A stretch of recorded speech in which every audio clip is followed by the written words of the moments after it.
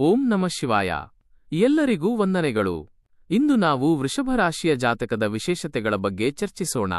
April 7, 8, 9 ಮತ್ತು 10ರ ಈ ಕಾಲಘಟ್ಟದಲ್ಲಿ ವೃಷಭ ರಾಶಿಯವರಿಗೆ ಒದಗಿಬರುವ ಸಂಪೂರ್ಣ ಫಲಿತಾಂಶಗಳ ಕುರಿತು ಈಗ ಸವಿಸ್ತಾರವಾಗಿ ತಿಳಿಯೋಣ. ನೀವು ಈ ರಾಶಿಯವರಾಗಿದ್ದು ನಮ್ಮ ಈ ಮಾಹಿತಿಯನ್ನು ಮೊದಲ ಬಾರಿ ಪಡೆಯುತ್ತಿದ್ದರೆ ದಯವಿಟ್ಟು ನಮ್ಮೊಂದಿಗೆ ಸದಾ ಸಂಪರ್ಕದಲ್ಲಿರಿ ಮತ್ತು ಈ ಮಾಹಿತಿ ಇಷ್ಟವಾದಲ್ಲಿ ಲೈಕ್ ಮಾಡುವ ಮೂಲಕ ನಮ್ಮನ್ನು ಪ್ರೋತ್ಸಾಹಿಸಿ. ಈ ವಿವರಣೆಯನ್ನು ಅಂತ್ಯದವರೆಗೂ ಗಮನವಿಟ್ಟು ಕೇಳಲು ಪ್ರಯತ್ನಿಸಿ. ರಾಶಿಚಕ್ರದ 2ನೆಯ ಸ್ಥಾನದಲ್ಲಿರುವ ವೃಷಭ ರಾಶಿಗೆ ಶುಕ್ರನು ಅಧಿಪತಿಯಾಗಿದ್ದಾನೆ. ಈ ಮುಂಬರುವ 4 ದಿನಗಳಲ್ಲಿ ನಿಮ್ಮ ಬದುಕಿನಲ್ಲಿ ಸಂಭವಿಸುವ ಸ್ಥಿತ್ಯಂತರಗಳ ಬಗ್ಗೆ ಅರಿತರೆ ನೀವು ಖಂಡಿತವಾಗಿಯೂ ಬೆರಗಾಗುತ್ತೀರಿ. ಸಾಮಾನ್ಯವಾಗಿ ಹೇಳುವುದಾದರೆ ವೃಷಭ ರಾಶಿಯವರು ಅತ್ಯಂತ ಪ್ರಾಮಾಣಿಕರು, ಹೊಣೆಗಾರಿಕೆಯನ್ನು ಅರಿತವರು, ಸಂಯಮಶೀಲರು ಮತ್ತು ಇವರು ಐಷಾರಾಮಿ ಜೀವನದ ಜೊತೆಗೆ ಸವಿಭೋಜನವನ್ನು ಸದಾ ಬಯಸುವವರು. ಅವರ ವ್ಯಕ್ತಿತ್ವದ ಇತರ ಗುಣಲಕ್ಷಣಗಳೆಂದರೆ ಅವರು ಸದಾ ಪ್ರಶಾಂತವಾಗಿರಲು ಇಚ್ಛಿಸುತ್ತಾರೆ ಮತ್ತು ಮೂಲತಃ ಕಠಿಣ ಶ್ರಮಜೀವಿಗಳು. ಆರ್ಥಿಕ ಭದ್ರತೆಗಾಗಿ ಅವರು ನಿರಂತರ ಪ್ರಯತ್ನಗಳನ್ನು ಮಾಡುತ್ತಾರೆ. ಅಂದರೆ ಅವರು ಸುಮ್ಮನೆ ಏನೋ ಒಂದನ್ನು ಮಾಡಿ ಕಾಲಹರಣ ಮಾಡುವುದಿಲ್ಲ, ಬದಲಿಗೆ ಅತ್ಯಂತ ದೃಢ ಸಂಕಲ್ಪದಿಂದ ಹಣಕಾಸಿನ ಸ್ಥಿರತೆಗಾಗಿ ಶ್ರಮಿಸುತ್ತಾರೆ. ಆದರೆ ಈ ನಿರ್ದಿಷ್ಟ 4 ದಿನಗಳಲ್ಲಿ ಏನು ಜರುಗಲಿದೆ ಎಂಬುದನ್ನು ಈಗ ವಿಶ್ಲೇಷಿಸೋಣ. ನಿಮ್ಮ ಜೀವನದ ಹಾದಿಯಲ್ಲಿ ಉಂಟಾಗುವ ಬದಲಾವಣೆಗಳ ಬಗ್ಗೆ ಅರಿಯೋಣ. ನೀವು ಧೈರ್ಯದಿಂದ ಮುನ್ನುಗ್ಗುವ ಅದ್ಭುತ ಶಕ್ತಿಯನ್ನು ಹೊಂದಿದ್ದೀರಿ ಮತ್ತು ಎಂತಹ ಕಠಿಣ ಸವಾಲನ್ನು ಎದುರಿಸಲು ಸಮರ್ಥರಾಗಿದ್ದೀರಿ. ಆದರೂ ಕಳೆದ ಕೆಲವು ವರ್ಷಗಳಿಂದ ನಿಮ್ಮ ಮನಸ್ಸಿನಲ್ಲಿ ಒಂದು ಪ್ರಶ್ನೆ ಪದೇ ಪದೇ ಕಾಡುತ್ತಿದೆ. ನಾನು ಯಾವ ತಪ್ಪನ್ನೂ ಮಾಡದಿದ್ದರೂ ಇಷ್ಟೊಂದು ಯಾತನೆಯನ್ನು ಏಕೆ ಅನುಭವಿಸುತ್ತಿದ್ದೇನೆ ಎಂಬುದು ಆ ಪ್ರಶ್ನೆ. ಇದಕ್ಕೆ ಉತ್ತರ ಈ ಜನ್ಮದಲ್ಲಿ ಮಾತ್ರ ಅಡಗಿಲ್ಲ. ನಿಮ್ಮ ಪೂರ್ವಜನ್ಮದ ಕರ್ಮಗಳ ಬಗ್ಗೆ ಮಾತನಾಡುವುದಾದರೆ ನಿಮ್ಮ ಜಾತಕದಲ್ಲಿ ಕರ್ಮಸ್ಥಾನವು ಅತಿ ಪ್ರಬಲವಾಗಿದೆ. ಬಹುಶಃ ನೀವು ಹಿಂದಿನ ಜನ್ಮದಲ್ಲಿ ಅನೇಕರಿಗೆ ಸಹಾಯ ಹಸ್ತ ಚಾಚಿದ್ದೀರಿ. ಆದರೆ ಅದೇ ಸಮಯದಲ್ಲಿ ತಿಳಿಯದಂತೆ ಯಾರಾದರೂ ಒಬ್ಬರ ಭಾವನೆಗಳಿಗೆ ನೋವುಂಟು ಮಾಡಿರಬಹುದು. ಆ ಕರ್ಮದ ಪ್ರಭಾವದಿಂದಾಗಿ ಈ ಜನ್ಮದಲ್ಲಿ ನೀವು ನ್ಯಾಯಬದ್ಧವಾಗಿ ನಡೆದರೂ, ಇತರರಿಗೆ ಒಳ್ಳೆಯದನ್ನೇ ಬಯಸಿದರೂ, ಕೊನೆಗೆ ವಂಚನೆ ಮತ್ತು ಟೀಕೆಗಳನ್ನೇ ಎದುರಿಸುವಂತಾಗಿದೆ. ನಿಮ್ಮ ಬದುಕಿನಲ್ಲಿ ಸದಾ ಒಂದು ವಿಚಿತ್ರ ಹಂತ ಎದುರಾಗುತ್ತದೆ. ನೀವು ಅತ್ಯಂತ ಶ್ರದ್ಧೆಯಿಂದ ಕೆಲಸ ಮಾಡುತ್ತೀರಿ, ಆದರೆ ಅದರ ಫಲಿತಾಂಶ ಕೈಗೆ ಸಿಗುವ ಸಮಯದಲ್ಲಿ ಯಾರೋ ಒಬ್ಬರು ಅಡ್ಡಗಾಲು ಹಾಕುತ್ತಾರೆ. ನೀವು ಅಂತಹವರನ್ನು ಸುಲಭವಾಗಿ ನಂಬುತ್ತೀರಿ. ನಿಮ್ಮನ್ನು ನೋಯಿಸುವವರ ಬಗ್ಗೆಯೂ ಮೌನ ತಾಳುತ್ತೀರಿ. ಆ ಮೌನವು ಒಳಗೊಳಗೆ ನಿಮ್ಮನ್ನು ದಹಿಸುತ್ತದೆ. ಆದಾಗ್ಯೂ ಇದನ್ನು ನಿಮ್ಮ ಅಶಕ್ತತೆ ಎಂದು ಭಾವಿಸಬೇಡಿ. ಇದೊಂದು ಕರ್ಮದ ಪರೀಕ್ಷೆ ಮಾತ್ರ. ಈ ಪರೀಕ್ಷಾಕಾಲ ಮುಗಿದ ನಂತರವೇ ಸತ್ಫಲಗಳು ದೊರೆಯುತ್ತವೆ ಎಂದು ವಿಧಿ ನಿರ್ಧರಿಸಿರಬಹುದು. ಆದರೆ ಈ ವರ್ಷ, ಅದರಲ್ಲೂ ಈ ತಿಂಗಳು ನಿಮ್ಮ ಜೀವನದಲ್ಲಿ ಒಂದು ಮಹತ್ವದ ತಿರುವು ಲಭಿಸುವುದು ನಿಶ್ಚಿತ. ಅದರಲ್ಲೂ ಈ 4 ದಿನಗಳು ಕೇವಲ ಸಾಧಾರಣ ಸಮಯವಲ್ಲ. ಈ ಅವಧಿಯಲ್ಲಿ ಶನಿದೇವನು ನಿಮ್ಮ ಜಾತಕದ ಕರ್ಮಸ್ಥಾನದಿಂದ ನಿರ್ಗಮಿಸುತ್ತಿದ್ದಾನೆ. ಇದರ ಫಲವಾಗಿ ಇದುವರೆಗೆ ನೀವು ಅನುಭವಿಸಿದ ಸಂಕಷ್ಟಗಳು, ವಿಳಂಬಗಳು, ಹತಾಶೆ ಮತ್ತು ಅನ್ಯಾಯಗಳು ಒಂದೊಂದಾಗಿ ದೂರವಾಗಲು ಆರಂಭಿಸುತ್ತವೆ. ಮುಂದಿನ 4 ದಿನಗಳಿಂದ ನಿಮ್ಮ ಜೀವನದ ದೃಷ್ಟಿಕೋನದಲ್ಲಿ ಸ್ಪಷ್ಟತೆ ಮೂಡಲಿದೆ. ಯಾರ ಮೇಲೆ ವಿಶ್ವಾಸ ಇಡಬೇಕು, ಯಾರಿಂದ ಅಂತರ ಕಾಯ್ದುಕೊಳ್ಳಬೇಕು, ಯಾವ ಹಾದಿಯಲ್ಲಿ ಸಾಗಬೇಕು ಮತ್ತು ಯಾವ ನಿರ್ಧಾರಗಳನ್ನು ಕೈಗೊಳ್ಳಬೇಕು ಎಂಬ ಸಕಲ ಪ್ರಶ್ನೆಗಳಿಗೆ ನಿಮ್ಮ ಅಂತರಾಳದಿಂದಲೇ ಉತ್ತರಗಳು ಸಿಗಲಿವೆ. ಇದು ದೈವಿಕ ಪ್ರೇರಣೆಯಾಗಿದೆ. ಇದುವರೆಗೆ ನೀವು ಇತರರ ಅಭಿಪ್ರಾಯಗಳಿಗೆ ಮನ್ನಣೆ ನೀಡಿ ಬದುಕುತ್ತಿದ್ದಿರಿ. ಆದರೆ ಈಗ ನಿಮ್ಮನ್ನು ನೀವು ನಂಬುವ ಸಮಯ ಬಂದಿದೆ.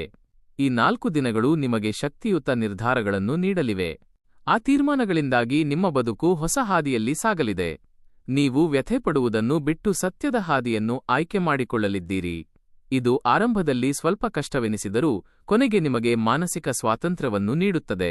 ನಿಮ್ಮಲ್ಲಿ ಉಂಟಾಗುವ ಈ ಆಂತರಿಕ ಪರಿವರ್ತನೆಯು ಅತ್ಯಂತ ಶುಭಕರವಾಗಿರಲಿದೆ. ಇದು ಬಾಹ್ಯವಾಗಿ ಕಾಣುವ ಬದಲಾವಣೆಯಲ್ಲ, ಮನಸ್ಸಿನ ಒಳಗಾಗುವ ಕ್ರಾಂತಿ. ನಾನು ಇನ್ನು ಮುಂದೆ ಇಂತಹ ಪರಿಸ್ಥಿತಿಗಳನ್ನು ಸಹಿಸಿಕೊಳ್ಳಲು ಸಾಧ್ಯವಿಲ್ಲ ಎಂಬ ದೃಢವಾದ ಆಲೋಚನೆ ನಿಮ್ಮಲ್ಲಿ ಮೂಡುತ್ತದೆ. ಇದೇ ನಿಮ್ಮ ಬದುಕನ್ನು ಬದಲಿಸುವ ಮೊದಲ ಬೀಜವಾಗಿದೆ. ನೀವು ಸೌಮ್ಯ ಸ್ವಭಾವದವರಾದ್ದರಿಂದ ಇದುವರೆಗೆ ಎಲ್ಲರೂ ನಿಮ್ಮನ್ನು ದೌರ್ಬಲ್ಯ ಎಂದು ಭಾವಿಸಿದ್ದರು. ಆದರೆ ಈ ತಿಂಗಳ ಅಂತ್ಯದಿಂದ ನಿಮ್ಮ ಸಹನೆ ಉಡುಗುವುದಿಲ್ಲ, ಬದಲಿಗೆ ನಿಮ್ಮ ಆತ್ಮಸ್ಥೈರ್ಯ ಹೆಚ್ಚುತ್ತದೆ. ನೀವು ಇನ್ನು ಮುಂದೆ ಪ್ರತಿಯೊಬ್ಬರಿಗೂ ವಿವರಣೆ ನೀಡುತ್ತಾ ಕೂರುವುದಿಲ್ಲ, ಪ್ರತಿಯೊಬ್ಬರನ್ನು ಮೆಚ್ಚಿಸಲು ಪ್ರಯತ್ನಿಸುವುದಿಲ್ಲ, ಪ್ರತಿಯೊಂದು ಸಂಬಂಧವನ್ನು ಉಳಿಸಿಕೊಳ್ಳಲು ಏಕಾಂಗಿಯಾಗಿ ಹೋರಾಡುವುದಿಲ್ಲ. ಈ ಬದಲಾವಣೆಯು ನಿಶ್ಶಬ್ದವಾಗಿ ಬಂದರೂ ಅದರ ಪ್ರಭಾವ ಭೂಕಂಪದಂತೆ ಇರುತ್ತದೆ. ಕೆಲವು ವ್ಯಕ್ತಿಗಳು ನಿಮ್ಮ ಜೀವನದಿಂದ ಶಾಶ್ವತವಾಗಿ ದೂರ ಸರಿಯಬಹುದು ಮತ್ತು ಕೆಲವರ ನೈಜ ಮುಖವಾಡಗಳು ಕಳಚಲಿವೆ. ಇದನ್ನು ನೀವು ನಷ್ಟವೆಂದು ಭಾವಿಸಬೇಡಿ, ಬದಲಿಗೆ ಇದನ್ನು ದೇವರು ನೀಡಿದ ರಕ್ಷಣಾ ಕವಚ ಎಂದು ತಿಳಿಯಿರಿ.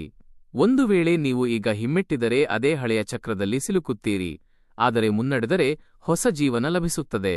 ಅಷ್ಟೇ ಅಲ್ಲ, ಈ ತಿಂಗಳು ಒಬ್ಬ ಮಹಿಳೆಯ ಮೂಲಕ ನಿಮ್ಮ ಅದೃಷ್ಟವು ಬದಲಾಗುವ ಸಂಕೇತವಿದೆ. ಆ ಮಹಿಳೆ ನಿಮ್ಮ ಪರಿಚಿತರಾಗಿರಬಹುದು ಅಥವಾ ಅನಿರೀಕ್ಷಿತವಾಗಿ ಎದುರಾಗಬಹುದು. ಅವರು ನಿಮ್ಮೊಂದಿಗೆ ಹೆಚ್ಚು ಮಾತನಾಡದಿರಬಹುದು, ಆದರೆ ಅವರು ಆಡುವ ಕೆಲವು ಮಾತುಗಳು ನಿಮ್ಮ ಮನಸ್ಸಿನಲ್ಲಿ ಗಾಢವಾಗಿ ಬೇರೂರುತ್ತವೆ.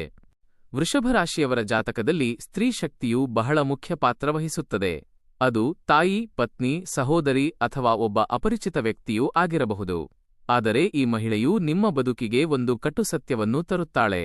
ಆ ಸತ್ಯವು ನೀವು ಇದುವರೆಗೆ ತಪ್ಪಿಸುತ್ತಿದ್ದ ವಿಷಯವೇ ಇರಬಹುದು. ಅವರ ಮಾತುಗಳಲ್ಲಿ ಕೋಪವಿರುವುದಿಲ್ಲ, ಬದಲಿಗೆ ಸತ್ಯದ ದರ್ಶನವಿರುತ್ತದೆ. ಆ ಸತ್ಯವನ್ನು ಅರಿತಾಗ ನಿಮ್ಮ ಕಣ್ಣೀರು ಹರಿಯಬಹುದು, ನೀವು ಅಳಬಹುದು. ಆದರೆ ಆ ಕಣ್ಣೀರು ದೌರ್ಬಲ್ಯವಲ್ಲ, ಅದು ನಿಮ್ಮ ಮನಸ್ಸಿನ ಭಾರವನ್ನು ಇಳಿಸುವ ಪ್ರಕ್ರಿಯೆ. ಆ ಮಹಿಳೆ ನಿಮ್ಮ ಬದುಕಿನಲ್ಲಿ ಉಳಿಯಲಿ ಅಥವಾ ಬಿಡಲಿ, ಅವರು ನೀಡಿದ ಆ ಸಂದೇಶ ಮಾತ್ರ ನಿಮ್ಮೊಂದಿಗೆ ಶಾಶ್ವತವಾಗಿ ಇರುತ್ತದೆ. ಆ ಮಹಿಳೆಯು ದೈವಿಕ ಸಂಕೇತವಾಗಿ ಬರುವಳು, ಏಕೆಂದರೆ ಈ ಗ್ರಹಗತಿಗಳ ಪ್ರಕಾರ ಚಂದ್ರನು ನಿಮ್ಮ ಜಾತಕದಲ್ಲಿ ಪ್ರಮುಖ ಪ್ರಭಾವ ಬೀರುತ್ತಿದ್ದಾನೆ. ಚಂದ್ರನು ಮನಸ್ಸಿನ ಕಾರಕನಾಗಿರುವುದರಿಂದ ಆ ಮಹಿಳೆಯು ನಿಮ್ಮ ಮನದಾಳದ ನೋವನ್ನು ಅರಿತುಕೊಳ್ಳಬಲ್ಲಳು. ಅವರ ಮಾತುಗಳು ನಿಮ್ಮಲ್ಲಿ ಹುದುಗಿದ್ದ ಭಯ, ಅತೃಪ್ತಿ ಮತ್ತು ಆಕ್ರೋಶವನ್ನು ಹೊರಹಾಕುತ್ತವೆ. ಇದು ಕಾಕತಾಳೀಯವಲ್ಲ, ಇದು ಪರಮಾತ್ಮನೇ ಬೇರೊಬ್ಬರ ಮೂಲಕ ನಿಮಗೆ ಕಳುಹಿಸುತ್ತಿರುವ ಸೂಚನೆಯಾಗಿದೆ. ಆದ್ದರಿಂದ ಇದನ್ನು ನಂಬಿ. ನೀವು ಆ ಮಹಿಳೆಯ ಮಾತುಗಳಿಗೆ ಕಿವಿಗೊಡದಿದ್ದರೆ ಮತ್ತೆ ಅದೇ ನೋವಿನ ಸುಳಿಯಲ್ಲಿ ಸಿಲುಕುತ್ತೀರಿ. ಒಂದು ವೇಳೆ ನೀವು ಅದನ್ನು ಸರಿಯಾಗಿ ಗ್ರಹಿಸಿದರೆ ನಿಮ್ಮ ಜೀವನವು ಅಭೂತಪೂರ್ವ ಬದಲಾವಣೆಯನ್ನು ಕಾಣುತ್ತದೆ. ಇದು ಕೇವಲ ಜ್ಯೋತಿಷ್ಯದ ಸಂಗತಿಯಲ್ಲ, ನಿಮ್ಮ ಕರ್ಮದ ಚಕ್ರವು ಮುಕ್ತಾಯವಾಗುತ್ತಿದೆ ಎಂಬುದರ ಲಕ್ಷಣ. ಪ್ರೇಮ ಜೀವನದಲ್ಲಿ ಇರುವವರಿಗೆ ಈ ಸಮಯವು ಸತ್ಯದರ್ಶನದ ಕಾಲವೆಂದು ಹೇಳಬಹುದು. ಪ್ರೀತಿಯಲ್ಲಿ ನೀವು ಸಂಪೂರ್ಣವಾಗಿ ನಿಮ್ಮನ್ನು ಸಮರ್ಪಿಸಿಕೊಂಡಿದ್ದೀರಿ. ಅಲ್ಲಿ ಯಾವುದೇ ಲೆಕ್ಕಾಚಾರ ಅಥವಾ ಸಂಶಯಗಳಿಗೆ ಜಾಗ ನೀಡಿರಲಿಲ್ಲ. ನೀವು ಯಾರಿಗೂ ದ್ರೋಹ ಬಗೆಯುವ ಬಗ್ಗೆ ಆಲೋಚಿಸಿಯೂ ಇಲ್ಲ. ಆದರೆ ಇದೇ ನಿಮ್ಮ ದೌರ್ಬಲ್ಯವಾಗಿತ್ತು. ಅಂದರೆ ನೀವು ಇದುವರೆಗೆ ಗಾಢವಾಗಿ ಪ್ರೀತಿಸಿದ ವ್ಯಕ್ತಿಯು ನಿಮ್ಮ ಪ್ರೀತಿಯನ್ನು ಗೌರವಿಸಿದ್ದಾರೆಯೇ ಅಥವಾ ನಿಮ್ಮ ಒಳ್ಳೆಯತನವನ್ನು ತಮ್ಮ ಲಾಭಕ್ಕೆ ಬಳಸಿಕೊಂಡಿದ್ದಾರೆಯೇ ಎಂಬ ಪ್ರಶ್ನೆಗೆ ಮುಂದಿನ 4 ದಿನಗಳಲ್ಲಿ ಉತ್ತರ ಸಿಗಲಿದೆ. ಈ ತಿಂಗಳ ಅಂತ್ಯದಲ್ಲಿ ಪ್ರೀತಿಯ ವಿಚಾರದಲ್ಲೂ ಒಂದು ವಿಶೇಷ ಘಟನೆ ಜರುಗಲಿದೆ. ಅದು ನೀವು ಕಿಂಚಿತ್ತೂ ನಿರೀಕ್ಷಿಸದ ಸಂಗತಿಯಾಗಿರುತ್ತದೆ. ಒಂದು ಮಾತು ಅಥವಾ ಯಾವುದೋ ಒಂದು ರಹಸ್ಯವು ಅನಿರೀಕ್ಷಿತವಾಗಿ ಹೊರಬರಲಿದೆ. ಆ ಕ್ಷಣದಲ್ಲಿ ನೀವು ಆವೇಶಕ್ಕೊಳಗಾಗುವುದಿಲ್ಲ, ಬದಲಿಗೆ ಮೌನ ತಾಳುತ್ತೀರಿ. ಆ ಮೌನವು ಅತ್ಯಂತ ಗಂಭೀರವಾಗಿರುತ್ತದೆ, ಏಕೆಂದರೆ ನೀವು ಸುಮ್ಮನಿದ್ದರೆ ಅಂತರಾಳದಲ್ಲಿ ಒಂದು ದೊಡ್ಡ ತೀರ್ಮಾನಕ್ಕೆ ಬಂದಿದ್ದೀರಿ ಎಂದರ್ಥ. ಈ ಸತ್ಯವು ನಿಮಗೆ ನೋವು ನೀಡಿದರೂ ಅದು ದೇವರಿಂದ ನಿಮಗೆ ಲಭಿಸಿದ ಉಪಕಾರವೆಂದು ಭಾವಿಸಿ. ಇಂತಹ ಸಂದರ್ಭದಲ್ಲಿ ಕೆಲವು ಸಂಬಂಧಗಳು ಕಡಿಯಬಹುದು, ಆದರೆ ಚಿಂತಿಸಬೇಡಿ, ಏಕೆಂದರೆ ಇವು ನಿಮ್ಮ ಪರವಾಗಿ ಸಮಯ ಬದಲಾಗುತ್ತಿರುವ ದಿನಗಳು. ಕೆಲವರಿಗೆ ಈ ಸತ್ಯದ ದರ್ಶನದ ನಂತರ ಹಳೆಯ ಪ್ರೇಮವು ಅಂತ್ಯವಾಗಬಹುದು, ಆದರೆ ಪ್ರಾಮಾಣಿಕವಾದ ಪ್ರೀತಿಯು ಇನ್ನಷ್ಟು ಬಲಗೊಳ್ಳಲಿದೆ. ವೈವಾಹಿಕ ಜೀವನದಲ್ಲಿಯೂ ಸಹ ಬಹಳಷ್ಟು ಸಂಚಿತವಾದ ಮನಸ್ತಾಪಗಳಿರಬಹುದು. ನಿಮ್ಮ ದಾಂಪತ್ಯ ಜೀವನದ ನೈಜ ಸ್ಥಿತಿಗಳು ಹೊರಗೆ ಕಾಣಿಸುವುದಕ್ಕಿಂತ ಭಿನ್ನವಾಗಿರಬಹುದು. ಒಳಗೊಳಗೆ ಹೇಳಲಾಗದ ನೋವುಗಳು ಮನೆಮಾಡಿರಬಹುದು. ನೀವು ಮಾತನಾಡುವಾಗ ನಿಮ್ಮ ಸಂಗಾತಿ ಅದನ್ನು ಕೇಳಿಸಿಕೊಳ್ಳದಿರಬಹುದು. ನೀವು ಅನಿವಾರ್ಯವಾಗಿ ಮೌನಕ್ಕೆ ಶರಣಾಗಿರಬಹುದು.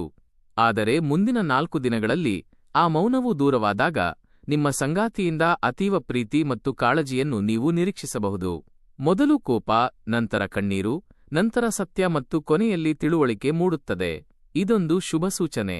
ನಿಮ್ಮ ಬದುಕಿನಲ್ಲಿ ಇದುವರೆಗೆ ಗುಪ್ತವಾಗಿದ್ದ ಸಮಸ್ಯೆಗಳನ್ನು ಪರಿಹರಿಸಿಕೊಳ್ಳಲು ಈಗ ಸುಸಂದರ್ಭ ಒದಗಿ ಬಂದಿದೆ.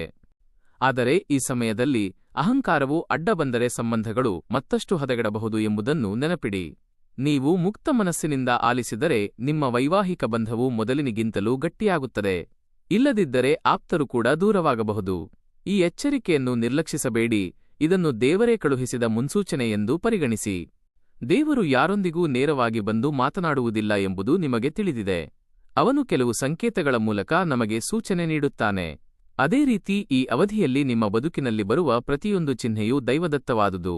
ಒಂದೇ ಪದವನ್ನು ಪದೇ ಪದೇ ಕೇಳುವುದು, ಒಂದೇ ಹೆಸರನ್ನು ಮತ್ತೆ ಮತ್ತೆ ಎದುರಿಸುವುದು, ಅಥವಾ ಹಳೆಯ ಸ್ಮೃತಿಗಳು ಅನಿರೀಕ್ಷಿತವಾಗಿ ಕಾಡುವುದು ಇವೆಲ್ಲವೂ ಆಕಸ್ಮಿಕಗಳಲ್ಲ. ಇವು ನಿಮಗೆ ಹೊಸ ಹಾದಿಯನ್ನು ತೋರಿಸುವ ಹೆಗ್ಗುರುತುಗಳು. ಈ ಚಿಹ್ನೆಗಳನ್ನು ಕಡೆಗಣಿಸಬೇಡಿ. ನಿಮ್ಮ ಮುಂದೆ ಬರುವ ಅವಕಾಶಗಳನ್ನು ಕೈಚೆಲ್ಲಬೇಡಿ. ನೀವು ಸೂಕ್ಷ್ಮವಾಗಿ ಗಮನಿಸಿದರೆ ನಿಮಗಾಗಿ ಒಂದು ಸುಂದರ ಮಾರ್ಗ ಸೃಷ್ಟಿಯಾಗುತ್ತದೆ.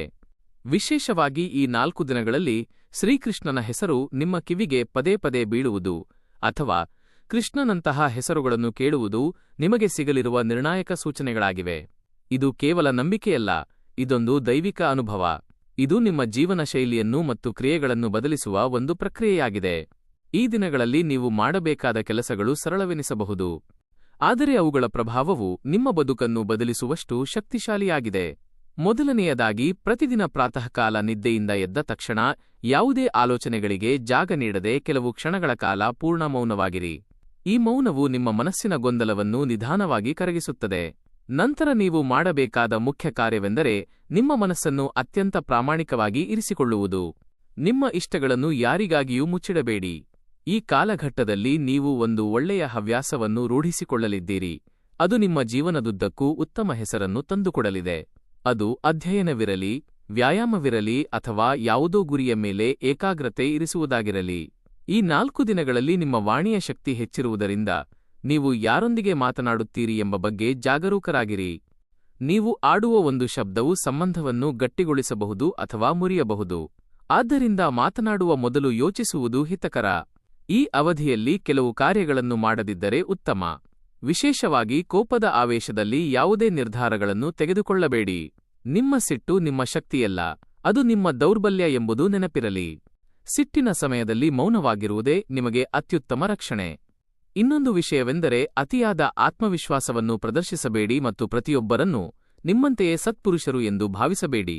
ಯಾರಾದರೂ ಅತಿಯಾಗಿ ಸಿಹಿಯಾಗಿ ಮಾತನಾಡಿದರೆ ಅವರ ಅಂತರಾಳವನ್ನು ಅರಿಯಲು ಪ್ರಯತ್ನಿಸಿ. ಈ ಸಮಯದಲ್ಲಿ ಹಣದ ವ್ಯವಹಾರ ಅಥವಾ ದೊಡ್ಡ ಆರ್ಥಿಕ ನಿರ್ಧಾರಗಳು ಬೇಡ. ಇದು ಕೇವಲ ಈ 4 ದಿನಗಳಿಗೆ ಮಾತ್ರ ಅನ್ವಯಿಸುತ್ತದೆ. ನಿಮ್ಮ ಭೂತಕಾಲದ ಕಹಿ ನೆನಪುಗಳು ನಿಮ್ಮ ಮನಸ್ಸನ್ನು ಕುಗ್ಗಿಸಲು ಬಿಡಬೇಡಿ. ಹಳೆಯದರಿಂದ ಪಾಠ ಕಲಿಯಿರಿ, ಆದರೆ ಅದರಲ್ಲೇ ಬದುಕಬೇಡಿ. ಈ ತಪ್ಪುಗಳನ್ನು ನೀವು ತಡೆದರೆ ಅನೇಕ ದೊಡ್ಡ ಸಮಸ್ಯೆಗಳು ತಾವಾಗಿಯೇ ನಿವಾರಣೆಯಾಗುತ್ತವೆ. ಅಷ್ಟೇ ಅಲ್ಲದೆ ಈ 4 ದಿನಗಳಲ್ಲಿ ನಿಮ್ಮ ಜೀವನದಲ್ಲಿ ಆಧ್ಯಾತ್ಮಿಕ ಸಮತೋಲನವು ಬಹಳ ಸೂಕ್ಷ್ಮವಾಗಿರಲಿದೆ. ಇದು ಬಾಹ್ಯವಾಗಿ ಕಾಣಿಸದಿದ್ದರೂ ಒಳಗಿನಿಂದ ನಿಮ್ಮನ್ನು ಪ್ರೇರೇಪಿಸುತ್ತದೆ. ಈ ಸಮಯದಲ್ಲಿ ನೀವು ದೊಡ್ಡ ಮಟ್ಟದ ಪೂಜೆಗಳನ್ನು ಮಾಡುವ ಅಗತ್ಯವಿಲ್ಲ. ಬದಲಿಗೆ ಸರಳ ಆಚರಣೆಗಳು ಉತ್ತಮ ಫಲ ನೀಡುತ್ತವೆ. ಸಾಧ್ಯವಾದರೆ ಪ್ರತಿ ಬುಧವಾರದಂದು ಹತ್ತಿರದ ವೇಣುಗೋಪಾಲ ಸ್ವಾಮಿಯ ದೇವಸ್ಥಾನಕ್ಕೆ ತಪ್ಪದೆ ಭೇಟಿ ನೀಡಿ. ಮನೆಯಲ್ಲಿ ಹನುಮಾನ್ ಚಾಲಿಸಾವನ್ನು ಪಠಿಸಿ. ಕೆಲವು ನಿಮಿಷಗಳ ಕಾಲ ಶಾಂತವಾಗಿ ಕುಳಿತು ನಿಮ್ಮ ಉಸಿರಾಟದ ಮೇಲೆ ಗಮನಹರಿಸಿ. ಇದೊಂದು ಮಾನಸಿಕ ವಿಶ್ರಾಂತಿ ಮಾತ್ರವಲ್ಲದೆ ನಿಮ್ಮನ್ನು ಕೇಂದ್ರೀಕೃತವಾಗಿರಿಸುತ್ತದೆ. ಈ 4 ದಿನಗಳ ಕಾಲ ಕೆಂಪು ಬಣ್ಣವು ನಿಮಗೆ ಹೆಚ್ಚಿನ ಚೈತನ್ಯ ನೀಡುತ್ತದೆ. ಕೆಂಪು ವಸ್ತ್ರ ಧರಿಸುವುದು ಅಥವಾ ದೇವರಿಗೆ ಕೆಂಪು ಪುಷ್ಪಗಳನ್ನು ಅರ್ಪಿಸುವುದು ನಿಮ್ಮ ಮಾನಸಿಕ ಬಲವನ್ನು ಹೆಚ್ಚಿಸುತ್ತದೆ. ಇದು ಮೂಢನಂಬಿಕೆಯಲ್ಲ, ಇದು ಶತಮಾನಗಳಿಂದ ನಡೆದು ಬಂದಿರುವ ನಂಬಿಕೆ. ಗ್ರಹಗಳ ಒತ್ತಡವು ಇದರಿಂದ ಕಡಿಮೆಯಾಗಲಿದೆ. ಆದರೆ ಒಂದು ವಿಷಯ ನಿಮ್ಮ ಮನಸ್ಸಿನಲ್ಲಿ ಅಚ್ಚೊತ್ತಿರಬೇಕು. ನಿಮ್ಮ ಕೆಲಸ ಪೂರ್ಣಗೊಳ್ಳುವವರೆಗೆ ಮತ್ತು ಯಶಸ್ಸು ನಿಮ್ಮದಾಗುವವರೆಗೆ ನಿಮ್ಮ ಯೋಜನೆಗಳು ಅಥವಾ ಗುರಿಗಳ ಬಗ್ಗೆ ಯಾರಿಗೂ ಸಣ್ಣ ಸುಳಿವು ಕೂಡ ನೀಡಬೇಡಿ. ಯಾವುದೇ ಹೊಸ ಕೆಲಸದ ಅಡಿಪಾಯವು ಬಲವಾಗಿರಬೇಕು ಮತ್ತು ಅದು ಪೂರ್ಣಗೊಂಡ ನಂತರವೇ ಜಗತ್ತಿಗೆ ತಿಳಿಯಬೇಕು. ಇಲ್ಲದಿದ್ದರೆ ಅಡೆತಡೆಗಳು ಮತ್ತೆ ಉದ್ಭವಿಸಬಹುದು. ನಿಮ್ಮ ರಹಸ್ಯಗಳನ್ನು, ಆಸೆಗಳನ್ನು ಮತ್ತು ಸಂತೋಷವನ್ನು ನಿಮ್ಮಲ್ಲೇ ಇಟ್ಟುಕೊಳ್ಳಲು ಕಲಿಯಿರಿ. ಒಮ್ಮೆ ನೀವು ಈ ಅಭ್ಯಾಸವನ್ನು ರೂಢಿಸಿಕೊಂಡರೆ ನಿಮ್ಮ ಶತ್ರುಗಳು ಅಸಹಾಯಕರಾಗುತ್ತಾರೆ. ನಂತರ ಅವರು ಎಷ್ಟೇ ಪಿತೂರಿಗಳನ್ನು ಮಾಡಿದರೂ ಅಥವಾ ತಂತ್ರಗಳನ್ನು ಬಳಸಿದರೂ ನಿಮಗೆ ಯಾವುದೇ ಹಾನಿ ಮಾಡಲು ಸಾಧ್ಯವಾಗುವುದಿಲ್ಲ. ಇದೇ ನೈಜ ಯಶಸ್ಸು. ನಿಮ್ಮ ಮೌನವೇ ನಿಮಗೆ ಮಹಾನ್ ಆಯುಧ. ಈ ತತ್ವವನ್ನು ಪಾಲಿಸಿ ಮತ್ತು ನಿಮ್ಮ ಸಕಲ ಭಾರವನ್ನು ದೈವದ ಮೇಲೆ ಹಾಕಿ ನಿಮ್ಮ ಕೆಲಸವನ್ನು ಮಾಡಿ. ವಿಜಯವು ಖಂಡಿತವಾಗಿ ನಿಮ್ಮದಾಗುತ್ತದೆ. ಈಗ ನಿಮ್ಮನ್ನು ಸದಾ ಕಾಯುವ ಒಂದು ದೈವಿಕ ಶಕ್ತಿ ಇದೆ. ಅದು ನಿಮ್ಮ ಕುಲದೇವತೆಯಲ್ಲದೆ ಬೇರೆ ಯಾರೂ ಅಲ್ಲ. ಹೌದು, ಕುಲದೇವತೆಯ ಅನುಗ್ರಹವಿದ್ದರೆ ಈ ಜಗತ್ತಿನಲ್ಲಿ ಯಾರೂ ನಿಮ್ಮನ್ನು ತಡೆಯಲು ಸಾಧ್ಯವಿಲ್ಲ. ಇದು ಅಕ್ಷರಶಃ ಸತ್ಯ. ಇಲ್ಲಿಂದ ನಿಮ್ಮ ಜೀವನದ ಸುವರ್ಣಕಾಲ ಆರಂಭವಾಗಲಿದೆ ಎಂದು ನಾನು ಭರವಸೆ ನೀಡಬಲ್ಲೆ. ನೀವು ಉದಯಿಸುವ ಸೂರ್ಯನಂತೆ ಪ್ರಜ್ವಲಿಸಲಿದ್ದೀರಿ. ಭೂಮಿಯೊಳಗೆ ಹೂತುಹೋದ ಬೀಜವು ಹೊರಬಂದು ಹೆಮ್ಮರವಾಗಿ ಬೆಳೆಯುವಂತೆ ಮತ್ತು ಬೆಂಕಿಯಲ್ಲಿ ಬೆಂದ ಚಿನ್ನವು ಅಪರಂಜಿಯಾಗುವಂತೆ ದೇವರು ನಿಮ್ಮನ್ನು ಇಷ್ಟು ವರ್ಷ ಪರೀಕ್ಷೆಗೆ ಒಳಪಡಿಸಿದ್ದು ನಿಮ್ಮನ್ನು ನಾಶ ಮಾಡಲು ಅಲ್ಲ, ಬದಲಿಗೆ ನಿಮ್ಮನ್ನು ಅಮೂಲ್ಯ ವಜ್ರವನ್ನಾಗಿ ರೂಪಿಸಲು. ಇದನ್ನು ನೀವು ನಂಬಲೇಬೇಕು. ಮುಂದಿನ 4 ದಿನಗಳಲ್ಲಿ ಇವೆಲ್ಲವೂ ಘಟಿಸಲಿವೆ. ಆದ್ದರಿಂದ ಆತಂಕ ಬೇಡ, ಶುಭ ದಿನಗಳು ಬರಲಿವೆ. ಈ ಕಾಲಘಟ್ಟದಲ್ಲಿ ಉದ್ಯೋಗ, ವ್ಯವಹಾರ, ಕುಟುಂಬ ಜೀವನ ಮತ್ತು ಪ್ರಯಾಣ ಹೀಗೆ ಪ್ರತಿಯೊಂದು ಕ್ಷೇತ್ರದಲ್ಲೂ ಸತ್ಸುದ್ದಿಗಳನ್ನು ಕೇಳುವ ಅವಕಾಶ ನಿಮಗಿದೆ. ನಿಮ್ಮ ಮನಸ್ಸು ಅತ್ಯಂತ ಪ್ರಶಾಂತವಾಗಿರಲಿದೆ. ಈ 4 ದಿನಗಳು ನಿಮ್ಮ ಬದುಕಿನ ಪ್ರತಿ ಹಂತದ ಮೇಲೆ ಹೇಗೆ ಪ್ರಭಾವ ಬೀರುತ್ತವೆ ಎಂಬುದನ್ನು ಸವಿಸ್ತಾರವಾಗಿ ಅರಿಯೋಣ. ಅಂತ್ಯದವರೆಗೂ ಕೇಳಿದರೆ ನಿಮಗೆ ಸಂಪೂರ್ಣ ಚಿತ್ರಣ ದೊರೆಯುತ್ತದೆ. ಇದುವರೆಗೆ ಕುಟುಂಬದಲ್ಲಿ ಇದ್ದ ವೈಮನಸ್ಸು ಮತ್ತು ತಪ್ಪು ತಿಳುವಳಿಕೆಗಳು ಗಾಳಿಯಲ್ಲಿ ತೇಲಿಹೋಗುವ ಮೋಡಗಳಂತೆ ಮಾಯವಾಗುತ್ತವೆ. ಮನೆಯಲ್ಲಿ ಹರ್ಷದ ವಾತಾವರಣ ನೆಲೆಸಲಿದೆ. ನಿಮ್ಮ ಮಾತುಗಳು ಮತ್ತು ನಿರ್ಧಾರಗಳಿಗೆ ಕುಟುಂಬದಲ್ಲಿ ಹೆಚ್ಚಿನ ಬೆಲೆ ಸಿಗಲಿದೆ. ಪ್ರತಿಯೊಬ್ಬರೂ ನಿಮ್ಮ ಸಲಹೆಯಂತೆ ನಡೆಯಲು ಆಸಕ್ತಿ ತೋರುತ್ತಾರೆ. ನೀವು ತೆಗೆದುಕೊಳ್ಳುವ ನಿರ್ಧಾರಗಳು ಕುಟುಂಬಕ್ಕೆ ಹಿತಕರವಾಗಿವೆ ಎಂದು ಎಲ್ಲರೂ ನಿಮ್ಮನ್ನು ಶ್ಲಾಘಿಸುತ್ತಾರೆ. ವಿಶೇಷವಾಗಿ ತಂದೆ ಅಥವಾ ಹಿರಿಯರೊಂದಿಗಿನ ಬಾಂಧವ್ಯವು ಮತ್ತಷ್ಟು ಸುಧಾರಿಸುತ್ತದೆ. ಅವರ ಅನುಭವದ ಮಾತುಗಳು ನಿಮಗೆ ಸನ್ಮಾರ್ಗವನ್ನು ತೋರಿಸುತ್ತವೆ. ಕಠಿಣ ಸಮಸ್ಯೆಗಳಿಗೆ ಅವರ ಸಲಹೆಯಿಂದ ಪರಿಹಾರ ದೊರೆಯಲಿದೆ. ಅವರ ಆರೋಗ್ಯದಲ್ಲಿ ಸುಧಾರಣೆ ಕಂಡುಬರುತ್ತದೆ. ಇದು ನಿಮಗೆ ನೆಮ್ಮದಿ ನೀಡುತ್ತದೆ. ಅವರ ಆಶೀರ್ವಾದವು ನಿಮಗೆ ರಕ್ಷಣಾ ಕವಚವಾಗಲಿದೆ. ನಿಮ್ಮ ಮನೆಯಲ್ಲಿ ಮಂಗಳ ಕಾರ್ಯಗಳು ಜರುಗುವ ಸಾಧ್ಯತೆಗಳಿವೆ. ಬಹುಕಾಲದಿಂದ ಮುಂದೂಡಲ್ಪಟ್ಟ ವಿವಾಹ ಅಥವಾ ಗೃಹ ಪ್ರವೇಶದಂತಹ ಶುಭ ಸಮಾರಂಭಗಳಿಂದ ಮನೆ ಗಿಜಿಗುಟ್ಟಲಿದೆ. ಈ ಸಂಭ್ರಮಗಳು ಸಮಾಜದಲ್ಲಿ ನಿಮ್ಮ ಗೌರವವನ್ನು ಹೆಚ್ಚಿಸುತ್ತವೆ. ಸಮಾಜವು ನಿಮ್ಮ ಕುಟುಂಬವನ್ನು ಗೌರವಾನ್ವಿತವಾಗಿ ಕಾಣುವ ದಿನಗಳು ಇವು. ಕುಟುಂಬ ಸದಸ್ಯರೊಂದಿಗೆ ಯಾತ್ರೆ ಅಥವಾ ಪ್ರವಾಸಗಳಿಗೆ ತೆರಳುವ ಸಂಭವವಿದೆ. ಈ ಪ್ರವಾಸಗಳು ನಿಮ್ಮ ನಡುವಿನ ಪ್ರೀತಿಯನ್ನು ಮತ್ತಷ್ಟು ಗಾಢಗೊಳಿಸುತ್ತವೆ. ಹಳೆಯ ಕಹಿ ಘಟನೆಗಳನ್ನು ಮರೆತು ಹೊಸ ಬಾಂಧವ್ಯ ಸೃಷ್ಟಿಯಾಗಲಿದೆ. ದೂರವಾಗಿದ್ದ ಸ್ನೇಹಿತರು ಮತ್ತು ಸಂಬಂಧಿಕರು ಮತ್ತೆ ಹತ್ತಿರವಾಗುವುದರಿಂದ ನಿಮ್ಮ ಸಾಮಾಜಿಕ ಜೀವನವು ಉತ್ಸಾಹಭರಿತವಾಗಿರುತ್ತದೆ. ನೀವು ಮಕ್ಕಳ ಬಗ್ಗೆ ಚಿಂತಿಸುತ್ತಿದ್ದರೆ ಖಂಡಿತವಾಗಿಯೂ ಶುಭ ಸುದ್ದಿ ಕೇಳಲಿದ್ದೀರಿ. ದೀರ್ಘಕಾಲದಿಂದ ಮಕ್ಕಳಿಗಾಗಿ ಹಂಬಲಿಸುತ್ತಿದ್ದ ದಂಪತಿಗಳ ಮನೆಯಲ್ಲಿ ಮಗುವಿನ ನಗು ಕೇಳಿಬರುವ ಕಾಲ ಹತ್ತಿರವಿದೆ. ವೈದ್ಯಕೀಯವಾಗಿಯೂ ಅಸಾಧ್ಯವೆನ್ನಿಸಿದ್ದು ಪವಾಡದಂತೆ ಸಂಭವಿಸಲಿದೆ. ನಿಮ್ಮ ಹಳೆಯ ಕನಸು ನನಸಾಗುವ ಸಮಯ ಇದು. ನಿಮ್ಮ ಕುಟುಂಬವೇ ಈ ಸಂಭ್ರಮದಲ್ಲಿ ಮುಳುಗಿರಲಿದೆ. ಇದು ನಿಮ್ಮ ಬದುಕಿಗೆ ಹೊಸ ಬೆಳಕು ತರುತ್ತದೆ. ಈಗಾಗಲೇ ಮಕ್ಕಳನ್ನು ಹೊಂದಿರುವವರು ಅವರ ಏಳಿಗೆಯನ್ನು ಕಂಡು ಹೆಮ್ಮೆಪಡುತ್ತಾರೆ. ಶಿಕ್ಷಣ ಅಥವಾ ಕ್ರೀಡೆಯಲ್ಲಿ ಅವರು ಸಾಧಿಸುವ ಪ್ರಗತಿಯು ನಿಮಗೆ ಖ್ಯಾತಿ ತಂದುಕೊಡುತ್ತದೆ. ಅವರು ರಾಷ್ಟ್ರಮಟ್ಟದಲ್ಲಿ ಗುರುತಿಸಿಕೊಳ್ಳುವ ಸಾಧ್ಯತೆಯಿದೆ. ಅವರ ಯಶಸ್ಸು ಸಮಾಜದಲ್ಲಿ ನಿಮಗೆ ಮನ್ನಣೆ ತರುತ್ತದೆ. ನಿಮ್ಮ ಮಕ್ಕಳೊಂದಿಗೆ ನೀವು ಸ್ನೇಹಪರ ಬಾಂಧವ್ಯ ಹೊಂದುತ್ತೀರಿ. ಅವರು ತಮ್ಮ ಭಾವನೆಗಳನ್ನು ನಿಮ್ಮೊಂದಿಗೆ ಮುಕ್ತವಾಗಿ ಹಂಚಿಕೊಳ್ಳುತ್ತಾರೆ. ವಿಶೇಷವಾಗಿ ಈ 4 ದಿನಗಳಲ್ಲಿ ಆರ್ಥಿಕ ಮತ್ತು ಉದ್ಯೋಗದ ವಿಷಯದಲ್ಲಿ ನಿಮಗೆ ಅತ್ಯಂತ ಲಾಭದಾಯಕ ದಿನಗಳಾಗಿರುತ್ತವೆ. ಪ್ರೀತಿಯಲ್ಲಿನ ಗೊಂದಲಗಳು ದೂರವಾಗಿ ಪಾರದರ್ಶಕತೆ ಬರಲಿದೆ. ಬಂಧವು ಉಳಿಯುವುದೋ ಅಥವಾ ಬಿಡುವುದೋ ಎಂಬುದು ನಿಮ್ಮ ವರ್ತನೆಯ ಮೇಲೆ ಅವಲಂಬಿತವಾಗಿದೆ. ಮನೆಯಲ್ಲಿ ನಿಮ್ಮ ಪ್ರೇಮವನ್ನು ವ್ಯಕ್ತಪಡಿಸಲು ಇದು ಸೂಕ್ತ ಸಮಯ ಮತ್ತು ಹಿರಿಯರ ಒಪ್ಪಿಗೆ ಸಿಗುವ ಸಾಧ್ಯತೆ ಹೆಚ್ಚಿದೆ. ಇದಲ್ಲದೆ ಈ 4 ದಿನಗಳಲ್ಲಿ ಕೆಲವು ಪುಟ್ಟ ಪರಿಹಾರಗಳನ್ನು ಪಾಲಿಸಿ. ನಕಾರಾತ್ಮಕ ಶಕ್ತಿಯನ್ನು ದೂರವಿಡಲು ಮತ್ತು ಮನೆಯಲ್ಲಿ ಸಕಾರಾತ್ಮಕತೆ ತುಂಬಲು ಸ್ನಾನದ ನಂತರ ಶ್ರೀ ವಿಷ್ಣು ಸಹಸ್ರನಾಮ ಪಠಿಸಿ ಅಥವಾ ಆಲಿಸಿ. ಇದು ಗ್ರಹದೋಷಗಳನ್ನು ನಿವಾರಿಸುತ್ತದೆ. ಹನುಮಾನ್ ಚಾಲೀಸಾ ಪಠಣೆ ಪ್ರತಿ ಶುಕ್ರವಾರ ಲಕ್ಷ್ಮೀದೇವಿಗೆ ತುಪ್ಪದ ದೀಪ ಹಚ್ಚುವುದು ಮತ್ತು ಬೆಲ್ಲದ ನೈವೇದ್ಯ ಅರ್ಪಿಸುವುದು ಅತ್ಯಂತ ಶುಭಕರ. ಓಂ ನಮೋ ನಾರಾಯಣಾಯ ಎಂಬ ಅಷ್ಟಾಕ್ಷರಿ ಮಂತ್ರವನ್ನು 108 ಬಾರಿ ಜಪಿಸುವುದು ಉತ್ತಮ ಸಂದರ್ಭಗಳನ್ನು ಸೃಷ್ಟಿಸುತ್ತದೆ. ಯಾವುದೇ ದೊಡ್ಡ ಹೋಮಹವನಗಳಿಗಿಂತ ನಿಮ್ಮ ಭಕ್ತಿಯೇ ಮುಖ್ಯ. ಒಳ್ಳೆಯ ಮನಸ್ಸು ಮತ್ತು ಸನ್ನಡತೆಯಿಂದ ನಡೆದರೆ ದೇವರು ಸದಾ ನಮ್ಮೊಂದಿಗಿರುತ್ತಾನೆ. ನಾವು ದೇವರೆಡೆಗೆ ಒಂದು ಹೆಜ್ಜೆ ಇಟ್ಟರೆ ಅವನು 100 ಹೆಜ್ಜೆ ಮುಂದಕ್ಕೆ ಬರುತ್ತಾನೆ. ನಾವು ಮಾಡುವ ಪ್ರತಿಯೊಂದು ಕೆಲಸವನ್ನು ದೇವರಿಗೆ ಸಮರ್ಪಿಸುತ್ತಿದ್ದೇವೆ ಎಂಬ ಭಾವನೆಯಿರಲಿ. ಖಂಡಿತವಾಗಿಯೂ ಸಕಾರಾತ್ಮಕ ಬದಲಾವಣೆಗಳನ್ನು ಕಾಣುತ್ತೀರಿ. ದಿನಕ್ಕೆ 21 ಬಾರಿ ಮಹಾಮೃತ್ಯುಂಜಯ ಮಂತ್ರ ಜಪಿಸಿ. ಇದರಿಂದ ಆರೋಗ್ಯ ಸುಧಾರಿಸುತ್ತದೆ. ರೋಗನಿರೋಧಕ ಶಕ್ತಿ ಹೆಚ್ಚುತ್ತದೆ. ಮಂಗಳವಾರ ಅಥವಾ ಶನಿವಾರದಂದು ಹನುಮಾನ್ ದೇವಸ್ಥಾನಕ್ಕೆ ಭೇಟಿ ನೀಡಿ ವೀಳ್ಯದೆಲೆ ಹಾರ ಅರ್ಪಿಸಿ. ಇದರಿಂದ ಧೈರ್ಯ ಮತ್ತು ಯಶಸ್ಸು ಲಭಿಸುತ್ತದೆ. ಈ ಪರಿಹಾರಗಳ ಜೊತೆಗೆ ನಿಮ್ಮ ಸೌಮ್ಯ ವರ್ತನೆಯನ್ನು ಕಾಪಾಡಿಕೊಳ್ಳಿ. ಇತರರಿಗೆ ಸಹಾಯ ಮಾಡುವುದು, ಪ್ರಾಣಿ ಪಕ್ಷಿಗಳಿಗೆ ಆಹಾರ ನೀಡುವುದು ಸಕಲ ಮಂಗಳವನ್ನು ಉಂಟುಮಾಡುತ್ತದೆ. ನಿಮಗೆ ಶುಭವಾಗಲಿ. ಮತ್ತೊಂದು ಮಾಹಿತಿಯೊಂದಿಗೆ ಮತ್ತೆ ಭೇಟಿಯಾಗೋಣ.